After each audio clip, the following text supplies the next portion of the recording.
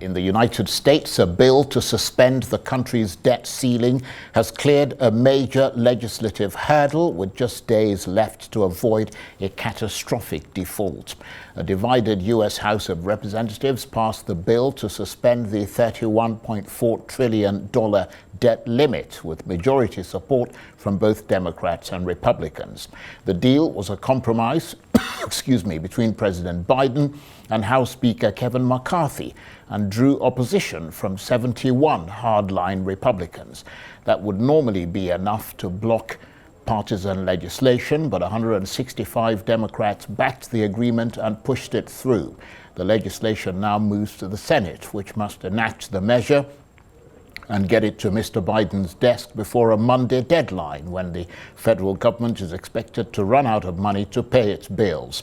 Mr. McCarthy said last night's vote was a win for Americans. I want to thank our conference. You know, on February 1st, I got my first meeting with the president. I've been thinking about this day before my vote for speaker, because I knew the debt ceiling was coming. I wanted to make history. I wanted to do something no other Congress has done, that we would literally turn the ship, that for the first time in quite some time, we'd spend less than we spent the year before. Tonight, we all made history, because this is the biggest cut and savings this Congress has ever voted for. And it's not that we're just voting for it. This is going to be law. $2.1 trillion. People look at me and say, why are you always an optimist? Because I know, as an American, tomorrow will be better than today.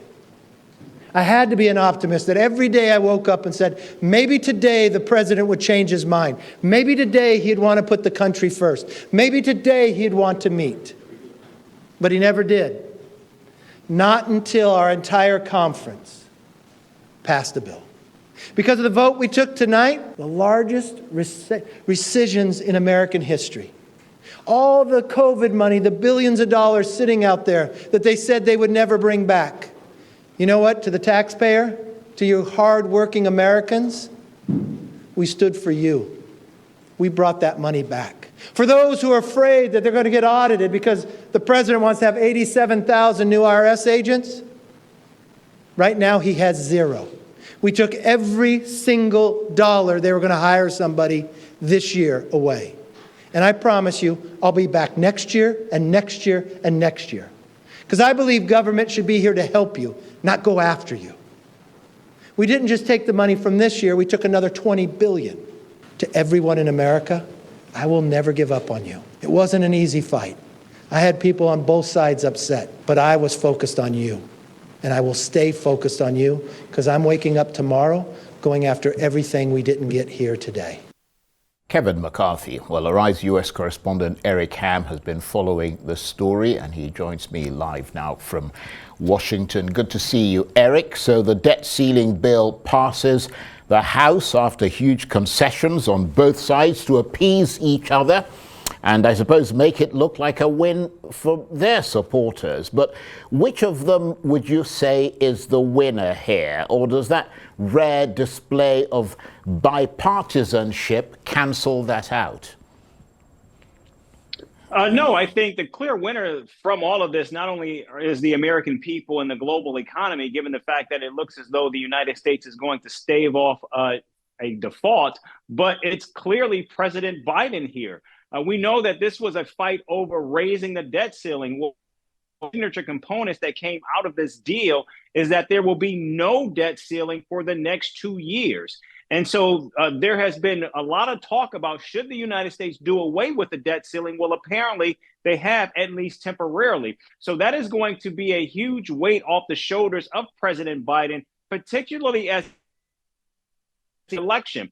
So he will not have to face lawmakers attempting to try to hold the debt ceiling hostage. In addition to that, it appears as though now that there have been parameters laid out as to the direction of the budget for this year, it appears as though the United States might be able to also stave off acrimony that oftentimes leads to government shutdowns. So this is, again, another deal for the president who many have underestimated. And again, it speaks to his level of deal making, the fact that not only did we see him get a lot of what he wanted, but given the fact that the House McCarthy was talking about trying to corral the out of control deficit, this legislation only curtails that by 1.5 trillion over the next 10 years. And so it doesn't really appear as though anything that was in this deal, he could have easily have gotten had he actually budget route as opposed to holding the debt ceiling hostage. So again, this looks like this is going to be a win-win for the president as well as for the country.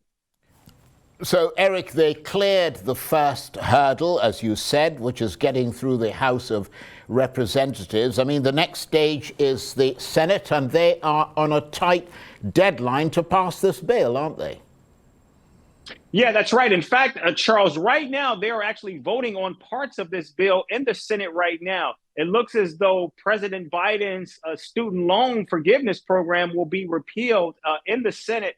Just as we went on air, it looked like it was a massive defeat with at that point, 42 members of the Senate voting for it. But also, here's something that we saw in this ongoing debate over this issue. Republican Senator Lindsey Graham has gone to the floor of the Senate and says that he is willing to extend the debt ceiling for 90s because he is uncomfortable with this bill as it is constructed, and he believes that there are some problems, particularly in relation to defense spending. And so he has said he is prepared to continue to be on the floor until Tuesday. Remember, Congress has until Monday to this legislation, get it to the president's desk to sign off and to ensure that the government doesn't run out of money. Well, he is saying, I will hold this up until Tuesday. I'm willing to do a 90-day extension until we get this done. But he believes that more work has to be done specifically on defense spending. He is prepared to hold this process up. It's unclear if he has the votes to be able to do that.